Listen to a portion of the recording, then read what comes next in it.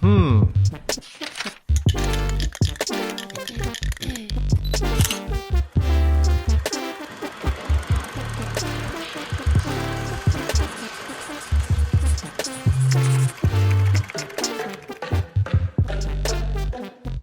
the maker.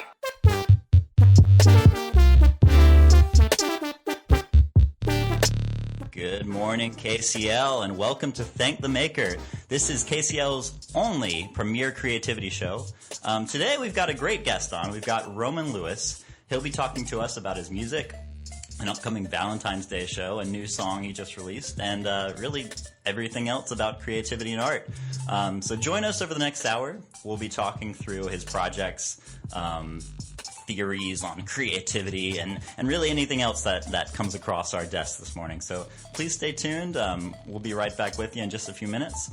As a further introduction, I always forget to do this, but I'm your host, Clay. We're at the top of Bush House Southeast right now, broadcasting from the former headquarters of the BBC World Service, which is pretty neat. It's like my favorite fun fact for the space. But yeah, stay with us this morning. We're up bright and early, and yeah, we'll see you in just a second.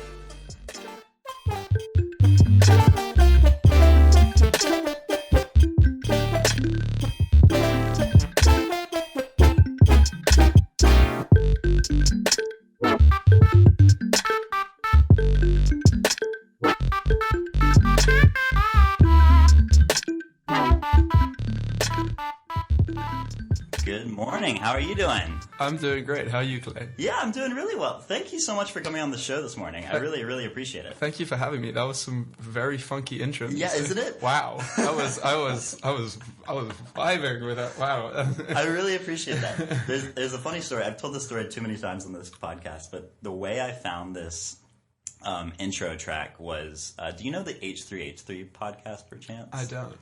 Okay, so they're like an online YouTuber, and they've got a really funky intro too, and I've always loved it.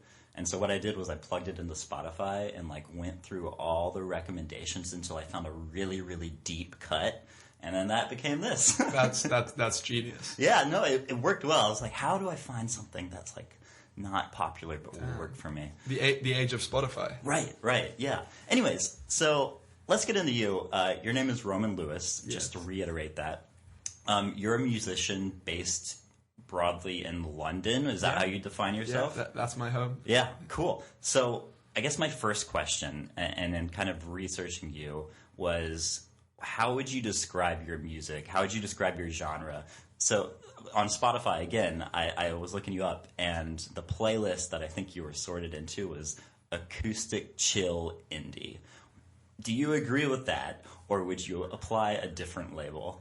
I think that my biggest song and the first song I ever recorded was quite chill. Okay.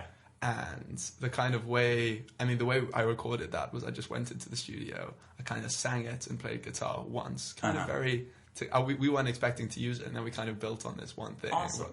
But we've changed the way we record, and it's become a bit more intense and a bit less chill.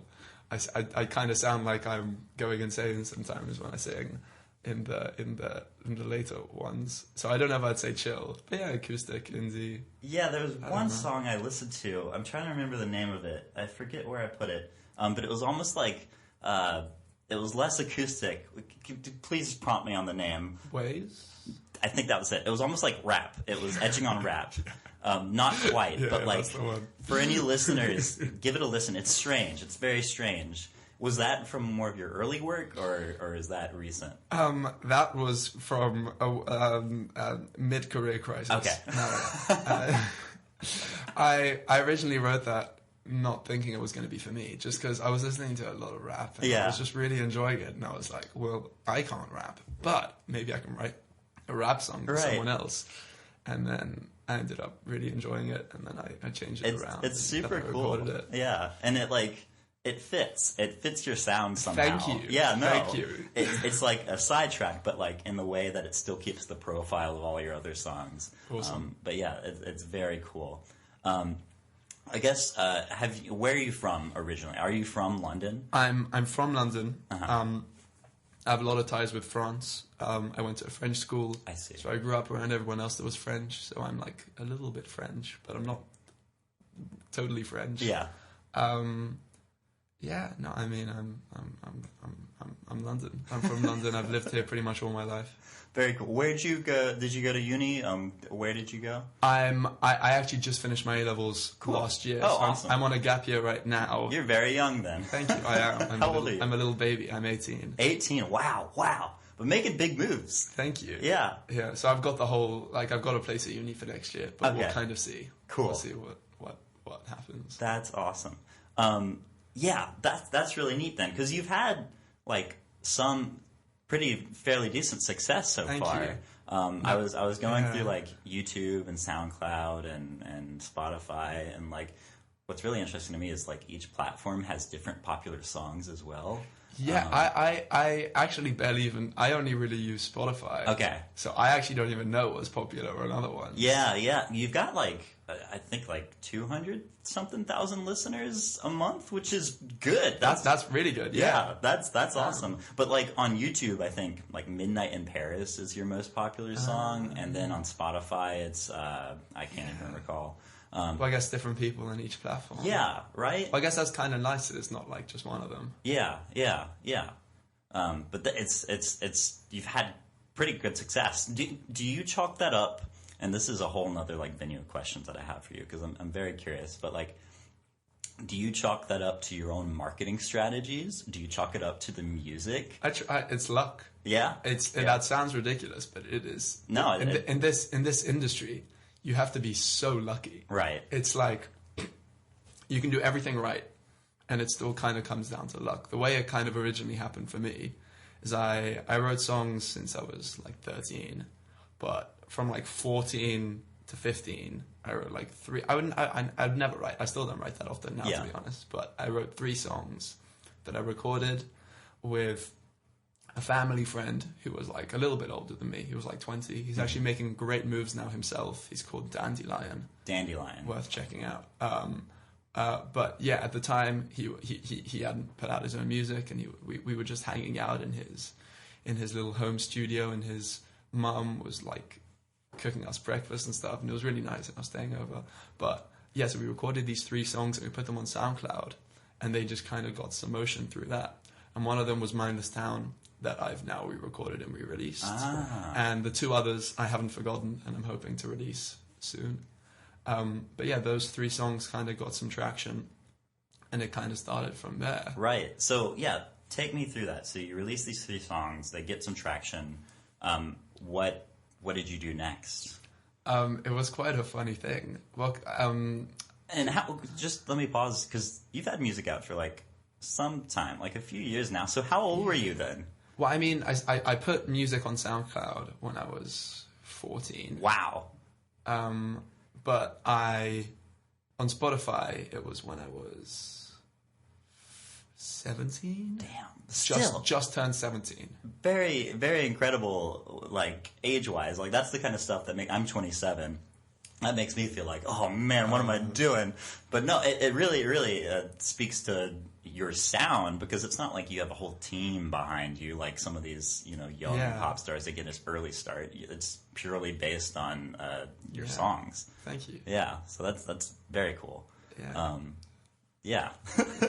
No, but it was always weird, because I mean, I was always doing music. I was doing little gigs around London, like at the Barfly in now it's called the Camden Assembly, but I'd play there quite a bit, in the Troubadour, and I'd be like 13 and coming up with my guitar and figuring out like how to tune my guitar midway through, and I'd kind of, you learn from making stupid mistakes and playing to empty rooms. Totally. And kind of doing, like, everybody's got to put their time in. I just put it in quite early, I think. Yeah. And so kind of it came to a point that, like, by the time I was kind of doing my A-levels, I had to be like, sorry, I'm gonna go tour America. Have you toured America? Yeah, wow, twice, which it sounds insane. That's crazy. Yeah. How? Talk me through that. What's that like? Are you working with like an agent or a manager? So I mean, at the time, I was working with a manager. Okay. And he kind of put me in touch with this live agent from in the US, and so I got they weren't headline shows, right. so it was kind of going there and trying to build a fan base. Then it wasn't like like the Beatles, turning up in your airplane. Yeah. And everyone's waiting for you. I've arrived. No, but you're putting in the legwork for future releases. But no, I mean the really cool thing about it is like the first time I was supporting Matt Maltese. Oh, wow. Who I really love and have seen before, and it was great hanging out with him, just throughout the tour. Then the second time, it was with Blossoms and this band called Inhaler, who were also amazing, and that was crazy. I feel really so cool. uncool right now because I made the audible noise that like sounds like a recognition. I don't recognize any of those names. Oh, dude, what kind of genre is that in? Would you classify yourself? Blossoms are kind of indie synth pop. They're really cool. I mean, they're really big in the UK. So that's kind of what was more surreal about it. Yeah. Obviously, they're smaller in the US. That's why it's a bit more obtainable. But here, they're playing like stadiums. And I was sharing a dressing room with Inhaler. And like the lead singer from Inhaler is Bono's son. Wow. Okay. So like that, and starting to see the connections. Yeah, that's awesome. Yeah, so it's very surreal, but they're all really lovely, and you don't feel like you're a little kid right among pop stars. Yeah. Do you find that like as you've gotten older and like continued to work on your music? Like I imagine a lot of it as a kid, like or as a young person, you're not drawing on too much like life experience. This is always the argument. It's like, what can you say as like a 13, 14, 15-year-old? Do you find that like the way you approach songwriting has changed as you've gotten older? Actually, no. No. It is. I have always. Yeah, let's pause, I guess. Yeah. How do you approach songwriting? Yeah, well, I mean, actually, from exactly that, from life experience, I guess the reason I don't write every day, or like a lot of people now do this thing called like co-writing when they go into a room with other people, and some people do it every day. It's a new person, and it's kind of it's more of a collaborative process, and I've never really done that. I've always kind of written my songs myself, and instead of writing a song every 2 days or every week, even it might be every month or every month and a half, and sometimes I'll get 2 amazing songs in 5 days and then nothing for a month and a half.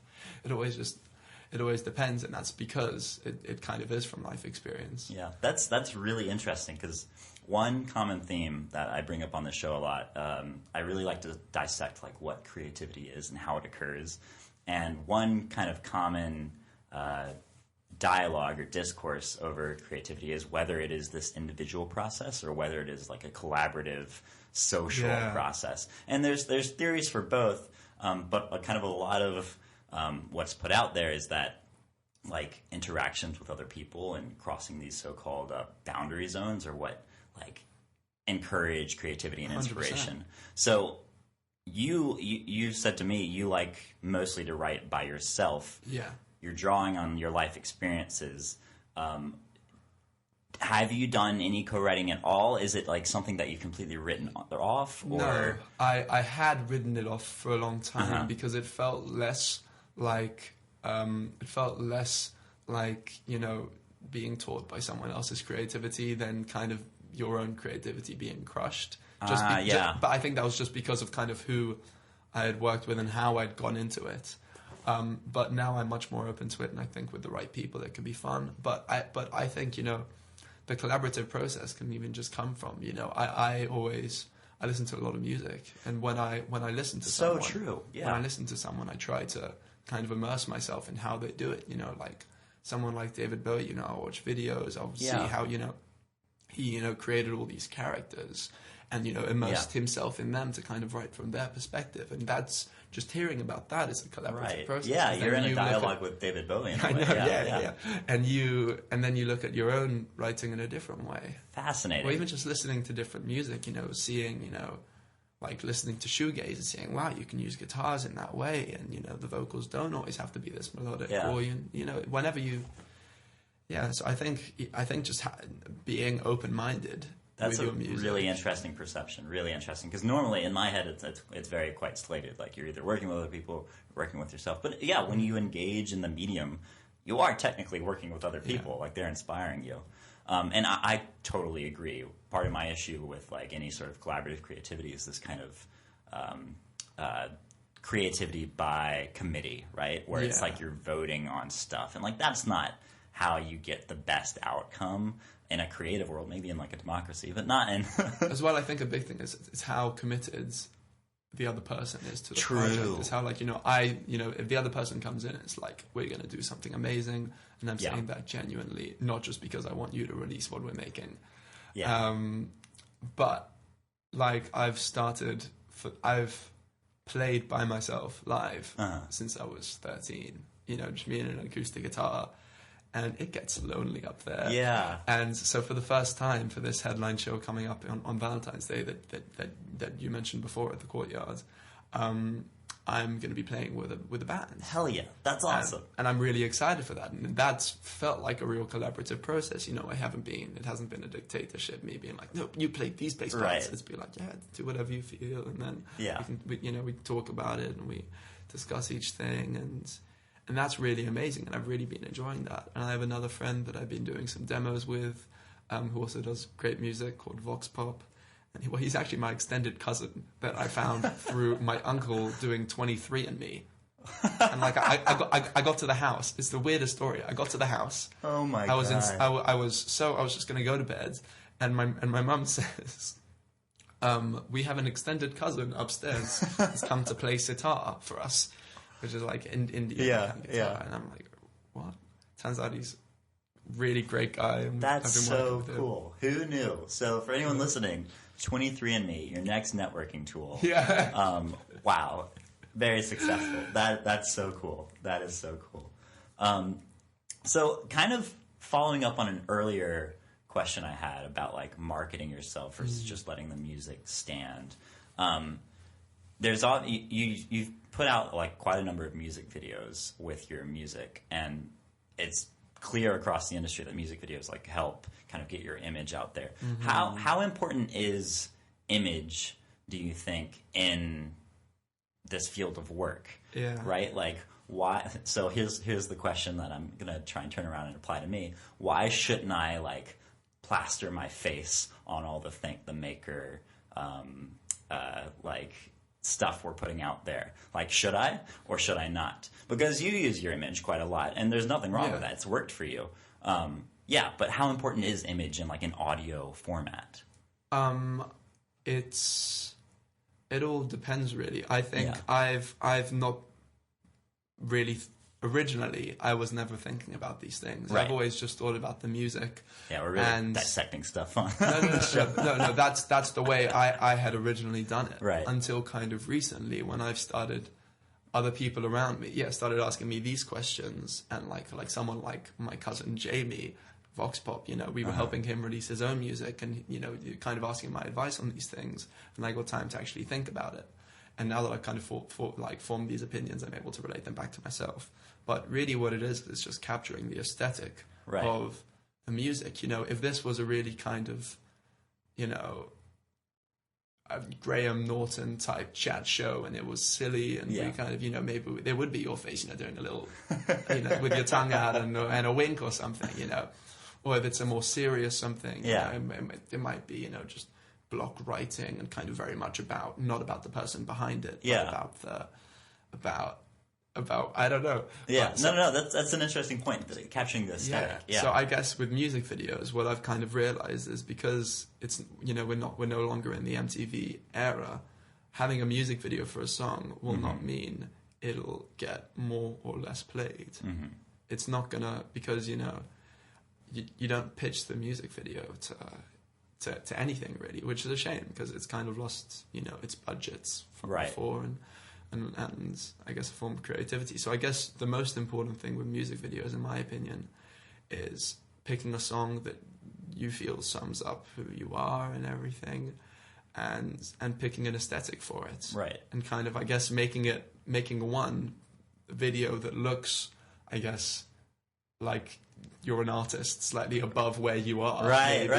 No, that's an interesting tool. It's like a tool to kind of project yourself beyond your current state. Yeah. If you are amateur, maybe like a semi-professional music video. If you're semi-pro, maybe try and get one professional music video. And that's super interesting with music as well, because like when you look at artists, the music they released early isn't necessarily worse than the music they released late, Yeah. right? Like, sure, music gets refined and becomes more of it goes in a certain direction, but music quality, it's all subjective and up to the beholder. Agreed. And so, yeah, when you're thinking about marketing yourself, you have to project yourself kind of beyond where you are. Yeah, because that's how they will perceive you. Exactly. Yeah, and the work you're putting out, it's totally valid and serviceable on any radio channel. It's just about getting noticed. Exactly.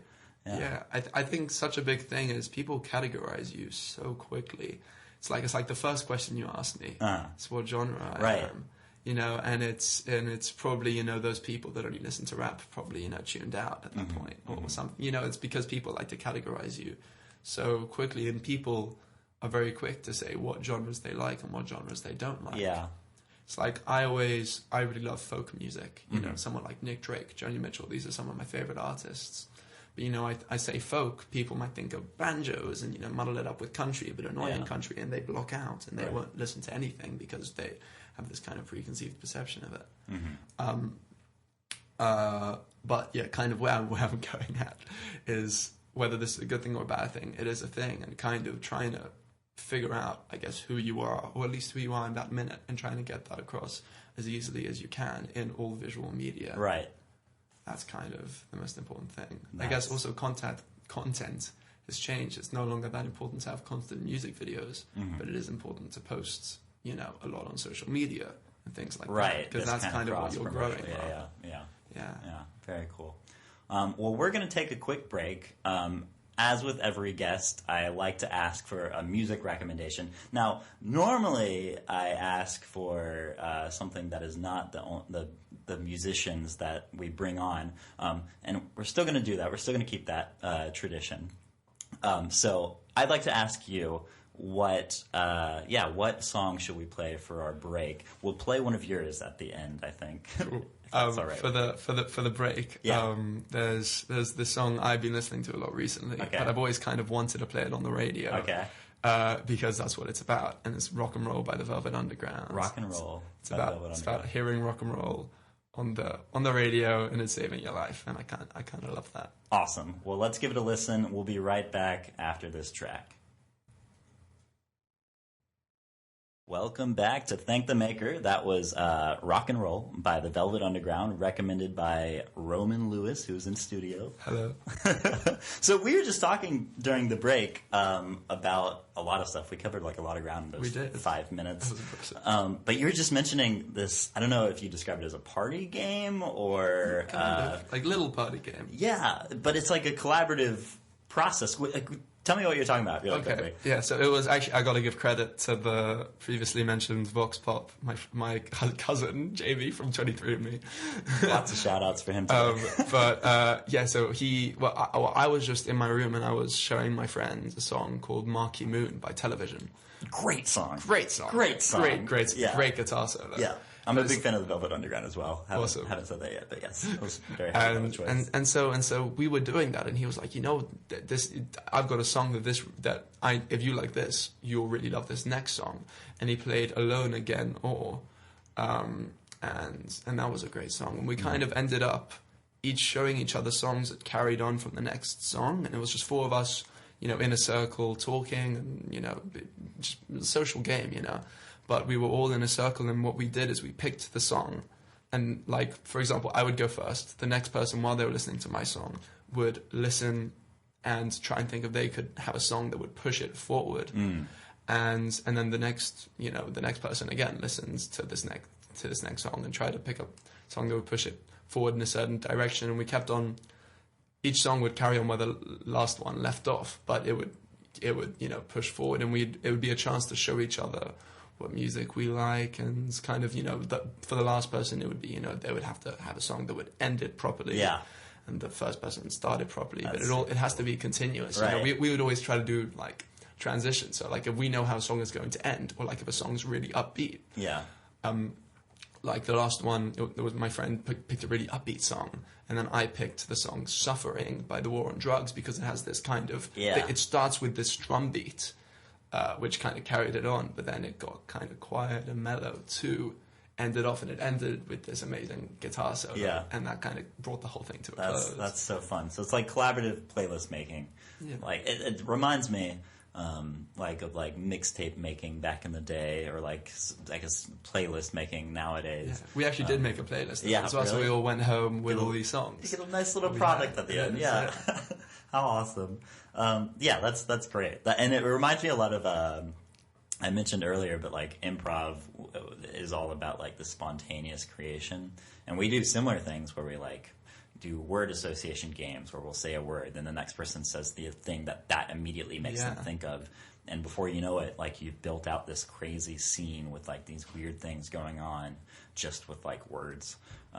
It's cool, like collaborative stuff like that, and like those processes are so interesting to me, really are. I have a question for you. And I ask pretty much every guest this question. Do you consider yourself a creative person? I'll let that one hang. Yeah. No, I definitely do. A lot of people think it's, you're either a creative person or like an academic person. Not academic, but kind of, like, type A, type B. Yeah. But I mean, it's just both sides of the brain, really. Yeah. It's like you can use both. So I mean, I think I'm a creative person. Yeah. I don't think that excludes the other side, though. No, not at all. And I think it's totally fair to call yourself creative. I am always, and I always give this introduction and this explanation on the show, so bear with me, listeners. I'm just fascinated by like whether people that I genuinely view as creative view themselves as creative. Because some people don't. Some people are like, oh no, I'm not creative at all. It's like, what? You create things, aren't you? But people have like different definitions. Everyone's creative. I think it's just the spectrum. Yeah. Like I am by no means the most creative person, in this floor probably, or this building or whatever. It's like it's all a spectrum. But everyone's creative. Right. It's like. As that game you were playing with the word association. Yeah. That's creative. Exactly. Yeah. I like to see it as like everyone has the potential to be creative. Yeah. And I'm very much like of that mind frame with like everything. Like I don't know if it's the fact that I hate the idea or if I disagree with it, but this idea that like everyone has limits to themselves. Like I feel like if you work hard, you can transcend limits. I agree. You can really do anything you want. Yeah. Like I'm horrible at math. But at the end of the day, I still think if I were to sit down, put in the effort, I could become a math genius. I just don't want to. Yeah. And I don't know if that's like an optimist thing. I don't know if like I'm limited by like brain power, but like I don't know. Do you agree at all with that? I see the angle. I guess it depends. I guess because there might be people that are more naturally talented, right, that are also putting in the same amount of work. They're probably likely to get there faster. That doesn't mean, in something like maybe like maths A level, which is like, like I'm sure if you sat down and worked your ass off, you'll get there. Yeah. And you would get a great grade. Right. Because again, that's not an unobtainable thing. Yeah. It's, Yeah, so it's like, I don't know if I just hate the idea of talent being a thing. Maybe I do. Yeah. You're very talented. Maybe this is like... No, but I guess like everyone does have, it's like I'm not that great with... Whenever I'm walking somewhere, I'll just zone out and I'll let the other person do the directing. Just like of where we're going. And I know like they're probably better than that. I'll claim that. I am excellent navigator. Yeah. If I really tried, I'm sure I could get there. But, I'm sure the other person could also have a great conversation with me, half pay attention, and still know where we're going. This reminds me of a fascinating thing. There's this idea, so there's this idea of like collaborative creativity, but there's also this idea of like shared knowledge. I'm trying to think of the exact word that's used, but it's the idea that your brain is not limited, like the knowledge that you have is not limited to your brain. For example, if you have a really old couple that's lived together, let's say the wife doesn't know how to operate the TV. The man has always known how to operate the TV, and so in essence, she's storing that knowledge in her husband's brain and utilizes that. It's like an external hard drive, right? I love that. It's so great. Yeah, and the sad thing is like when, a couple, one of them passes away, she loses that knowledge because she stored it elsewhere and suddenly can't do that. But yeah, it applies to like walking around on the street. You rely on your friend who knows how to do this because, you've stored that knowledge over there in a way. And it applies everywhere across creativity with like drumming. You have your drummer; he only knows how to drum. Yeah. Etc. I don't know. Really interesting concept. I love that. That's really. I've never heard about that before, but that's so true. Yeah. That's so true. Yeah, just this idea that like knowledge is not confined to just what's inside your head. Yeah. No, it's fascinating. That's what community's for. Yeah. That's very true. Society. Yeah. And so I guess this brings me back, like us back full circle, right? There is this idea of the individual creator locking themselves in like a black room and then coming out with their magnum opus. But to me, that just doesn't happen. That's not a thing that does happen or could happen. I don't know. Do you have any thoughts? Yeah, as I said, I draw my creativity from my personal experience. Right. And if I was to go into this black room and make my magnum opus, it wouldn't be about being in that black room. Of course. It would be about reflecting on everything else. Yeah. I guess just being in that black room, you have nothing to distract you from thinking about everything else. That's a great counter to my argument here. Like there's I think I'm getting the word wrong, but vipassani or something like that. Yeah. It's like this Indian word, I think. And it was this kind of meditation, like created by like really ancient meditation. And it's this free, I'm thinking of going soon just because it sounds really cool. Mm-hmm. But you kind of go into this place for like 10 days and you eat very little, you drink very little, but you just kind of go there and you just have to sit down and cross-legged and not say anything. Right. Just kind of, and it's kind of great because, you know, it's like everybody, you know, I came back a changed man and changed my life and I looked at this differently and just because it kind of gives you time to think. That's really fascinating. It's a really good counter to like what I'm claiming because you have, you know, your experiences. Those things happen, and then you have your reflection. And in a lot of ways, like these black boxes, so to speak, these retreats, these meditations, those are your reflections. And you do need that to like realize your own thoughts and recollections on things. So no, that's a really excellent retort to my claim here. Yeah, I'm gonna keep that in mind for future shows. I have a question. Are you a procrastinator? Would you consider yourself a procrastinator? I used to be. You used to be. Okay, so this is something you've improved, perhaps. Yeah, I think. They kind of, you know, they say like if you want to get something done, ask a busy person. Yeah. And it's kind of, I went through periods like last year where I was just insanely busy. Right. Just kind of between, because the music stuff was going very well. And then there was a lot of school stuff as well kind of going on. So it was, so because I got so busy, I guess I learned how to deal with it quite well. And I started writing down things on my phone and like lists of things to do.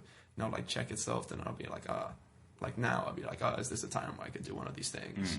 And I'll do it. My brother's a big procrastinator. Yeah. And I think that's the reason why I probably stopped being such a procrastinator, because I would get mad at him for being a procrastinator, and then I don't want to be a hypocrite. Yeah, so I guess the reason I ask is I'm a huge procrastinator, and I don't know if this is like a defensive thing for me, but I've always seen it as like something that infuses my work with like something more. So bear with me.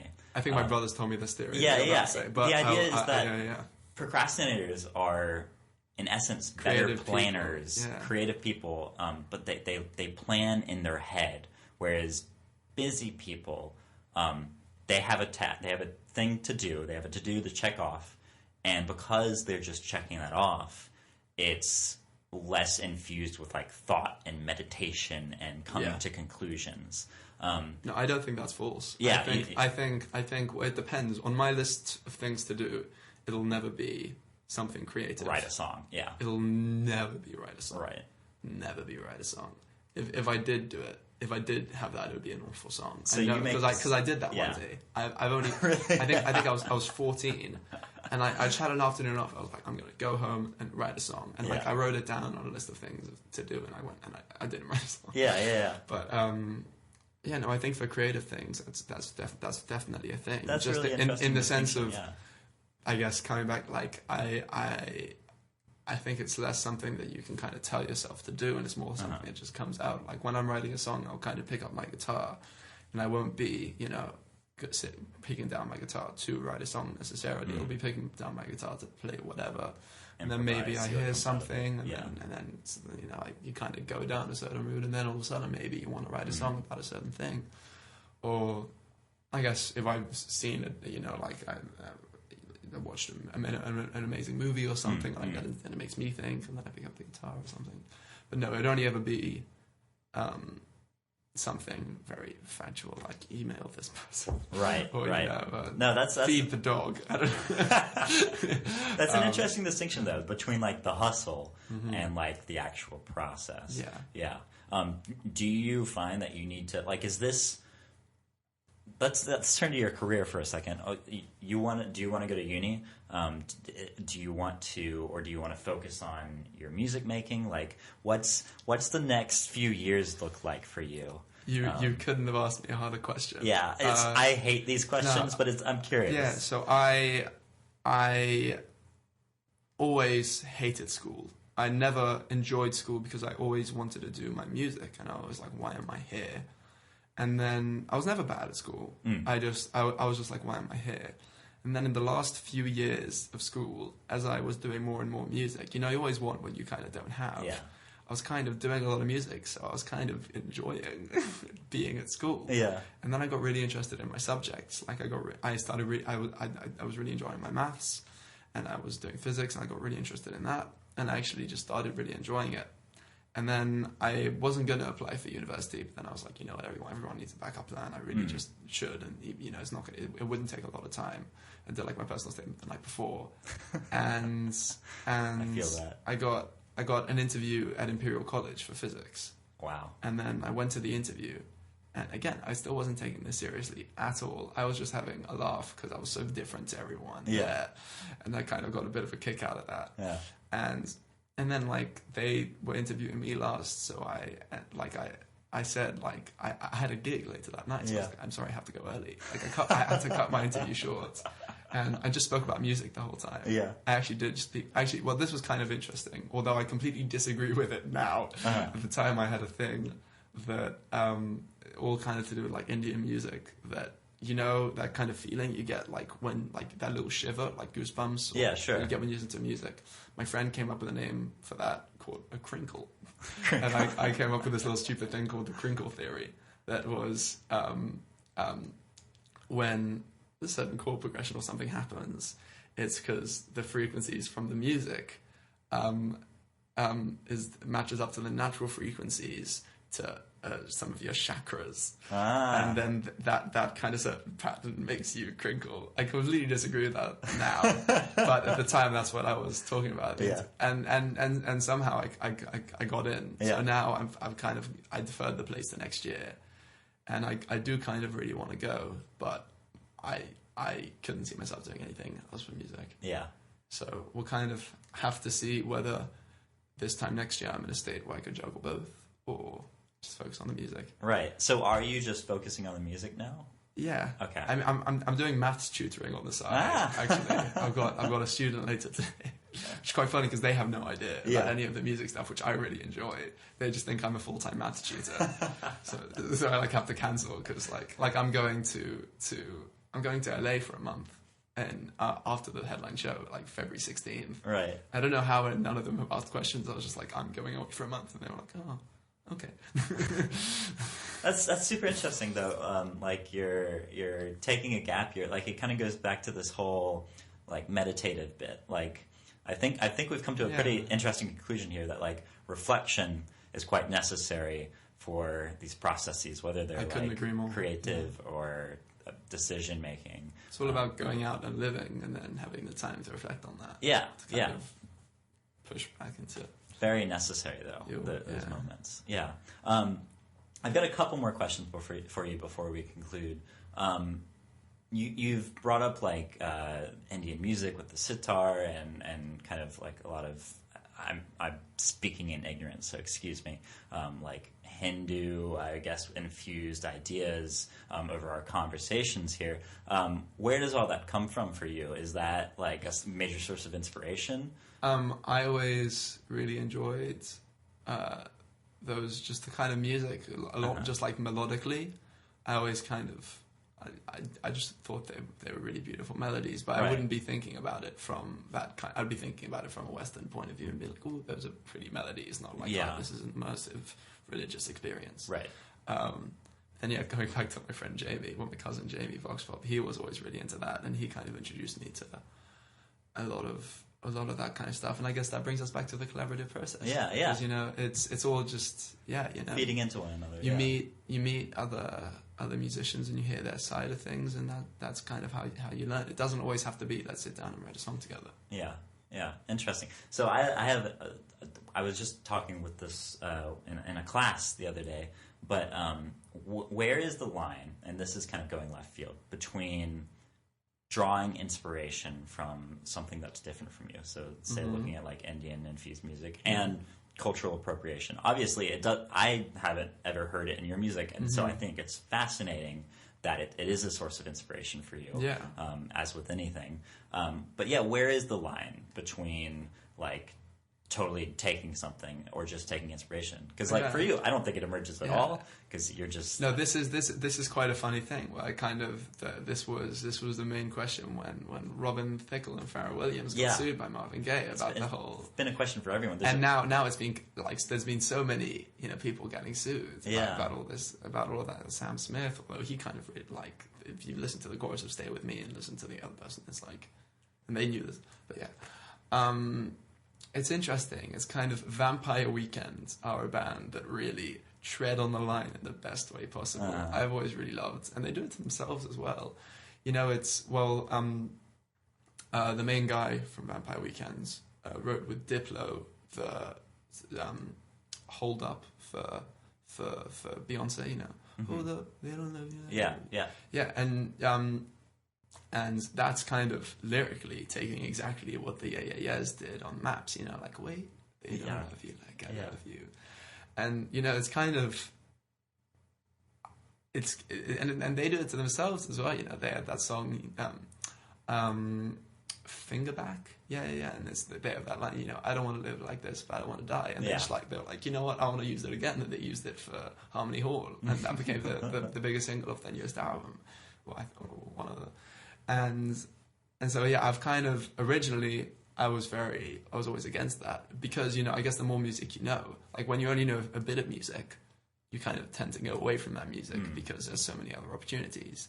Right. You know, it's like, you know, if I'm about to write a song and I've already heard, you know, I'm about to call it a certain thing, and I'm like, wait, no, that was the title of that. I'll think of a different title. Like, that's what I used to do. And now I've kind of realized how that sparks some great creativity. I have a song coming out that I was going to call Happiness. At the time, I was like, oh, but there's that Rex Orange County song. Yeah. And then, obviously, that's kind of a ridiculous thing. But then I came up with a different name called Happyless, which I love way more and suits it way better. But, yeah, I guess it's fine to take inspiration. Yeah. I think as long as you're not... I think melodies are a big thing. I think, you know, if you're taking someone's melody and it's like blatantly that melody... But here's my question, and I'm not that musically inclined. There's only, so many notes in a scale. There are so many combinations. It's true, but, like, even when you look at, like, something like the English language and how you can reconfigure hundreds of thousands of millions of words, you still get repeats. You get repeats in music very easily. Yeah. Like... To me, I've always taken issue with some of these suits, like the Marvin Gaye, Robin Thicke one. Like, me personally, I think it's unfounded. I think it's and people listening, go look up Blurred Lines by Robin Thicke and Pharrell Williams, and Marvin Gaye's song. I can't remember the title. Me neither. If you look up like those names, you'll find it. But there was a suit over it, and they lost. Yeah. Robin Thicke did. They had to pay quite a bit of money to Robin, a lot of money to Marvin Gaye's estate. My counter argument to that though is because I don't know. Well, at least I can't remember the Marvin Gaye song, so I can't remember whether I agree with you or not. But listening to the Sam Smith song "Stay With Me," that I'm sure everyone knows. If they listen, it's like a Jamaican song, or not even like it's like a reggae. Yeah. You know. And if you look up that lawsuit and hear the other song, you can blatantly hear it's copying. Right. Also, there's another one which was also quite a lot, but a bit less, which was Ed Sheeran "Photograph," every 12-year-old girl's favorite song, got sued by Matt Cardle, who won the X Factor. It's probably the most money he's made since the X Factor. For one of his songs, you know, but that is kind of blatantly the same. Yeah, it's happening all across the industry, and there's some cases that really ride the line that you're like, I don't know if this is. There's a Katy Perry one with I think Dark Horse, where then a Christian rap group came out and said she copied our melody. Katy Perry's defense was she had never heard this song in her life before. I know. I was about to say the exact same thing. It's kind of not in that exact same way, but I'll like write a song that I'm really proud of, and then like I've got friends that know lots and lots of music, like all the guys, you know, and I'll kind of play it to them, and they'll like it'll remind them of a song from ages ago that I will never heard of, but I really do see the resemblance. Yeah. And you do kind of feel helpless in that way. Yeah, like even we're trying to find music for this film that I'm working on, and the other day I was walking down the street and I came up with a little like do tone, and so I took my phone, recorded it, and I put it down. And I was like, I bet I just heard that somewhere, and like I'm just like. I'm probably stealing that without even recognizing it. But you know, if it's a short enough snippet, if you take it away somewhere, if you take it to somewhere else, and then think really hard about where it's from, like after you're done, I'm sure it will be different enough. You know, it's kind of like I get a lot of ideas from melodies or even lyrics just by kind of listening to a song. And me thinking, this is where it should go. Like, they'll play a chord and they'll be like, oh, I wanted to go to this other chord. But then they'd go to a different chord, so I'll sit down, play that chord, and play the other chord that I wanted to go to. Or, like, mishear a lyric and think they're talking about something when really they're talking about something else. Then I'm like, wait, there should be a song talking about this other thing. Yeah. No, that's happened to me a few times as well. My girlfriend hates me because I always get lyrics wrong when I'm singing songs. It's led to some interesting, like, well, what if you did beat it that way? Yeah. Like, it does change the song. Super interesting. Anyways, we're just about out of time. I love to ask my guests this question, but so I have two more questions for you. Number one, if you were to go down a professional path besides music, what would it be? Would it be still a creative career, or what's like your backup plan, or not necessarily even your backup plan, but something you'd not rather do, but maybe do instead? I mean, I don't know. I think I would always.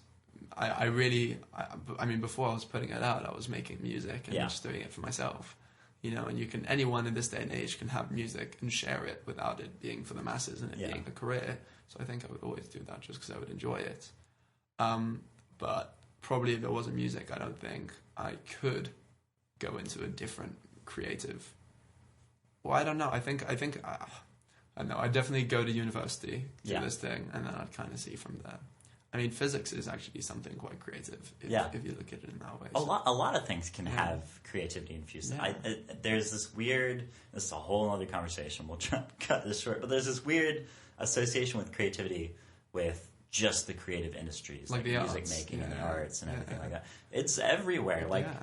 Academic thinking, you've got to think of responses and new ideas. In a debate, you know, it's you know, if you want the right argument, it's creative thinking. Yeah. Anyways, my last question for you is I ask every guest for a recommendation of some form of art, media, film, what have you. Recommend something to our listeners before we head off here. I've got two. I've got one, which is a more kind of people might know, but it's really dear to me. It's the film or the musical Billy Elliot. which Great. used to be my dream to be Billy Elliot. I really wanted to be Billy Elliot. But I could see it. I was always too tall, so I got which was heartbreaking. But I love it. Great music in the film from T-Rex, from Electric Warrior. And it just makes me. I love it. And I love the story, and it's so heartwarming. And, it's great, and a little bit more intense, less child friendly, and more kind of crazy is Synecdoche, New York. Okay, I've not heard of this. It's worth a watch. It's done by the same guy who did Eternal Sunshine of the Spotless Mind. So it's got that same surreal thing, but instead of love, it's like depression, but also the arts and creativity. And it's really amazing. Synecdoche and Synecdoche, New York. Yeah. New York. Okay. Fabulous. Before we go, you've got a show coming up. Give us a little bit about that for any listeners. Yeah. It's Valentine's Day. Why should I take my date to go see you on Valentine's Day? Sell it to us. Okay. Well, everyone does the lame, restaurants and whatever, and everyone. No, I mean, it's always hard to come up with things to do, so I thought it would be quite an easy sell actually. Yeah. But it's going to be. Something I always thought is I think it's always, it's it's a beautiful holiday. It's celebrating love, and everyone's doing it by themselves. I think it's a wonderful thing to kind of obviously, if you're with someone special, be with that someone special, but around other people as well. Yeah. Celebrating that love, and I'll be singing love songs, and we'll be dancing, and we'll be singing. And where is it happening? When's it happening? It's happening, so the 14th of February on Valentine's Day at the Courtyard Theatre near Shoreditch. Amazing. All right. Well, thank you so much, Roman Lewis, again for coming on the show. We're going to play your new release. It came out just a day ago or two, right? Yeah, it came out really recently. It's called Sucker. Give us a quick introduction before we play it. It's about feeling awful about yourself. It's about feeling like a sucker, and it's a fun one. I don't know, I wrote a bunch of random lyrics, and it just really made me laugh. And it's got it used to have a lot of potty humor in it. I took out the potty humor. It's got a bunch of sexual innuendos. It's quite different to what I do, but I find it really amusing. Cool. So here it is. Let's give it a listen. Thank you so much for coming on the show. We really appreciate it. Thanks for having me, Clay. Yeah. Enjoy Sucker by Roman Lewis.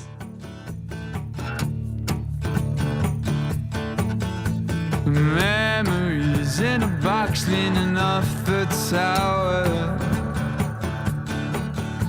I watch them hit the bottom, I feel the power. A gust of dust, it slaps me hard. If I must, I'll wait here for an hour, contemplating if you only were a flower. And if so, I don't know if I ever was sane. Is it all just self-inflicted pain? Guess I'm just a little messed up in the brain. Come take a bite out of me. If you ain't got an appetite for stupidity, if it means usually I'm really freaking bizarre. If you are what you eat, this love is bittersweet. Am I a sucker? So who gets some cuckoo? At least I'm not you. But if you called me a hypocrite, that would be true too. Guess neither of us are perfect or even close. But I'm the one stupid enough to love till I overdose. Come take a bite out of me. If you ain't got an appetite for stupidity, if it means usually I'm pretty freaking bizarre. If you are what you eat, this love is bittersweet. I'm just a sucker.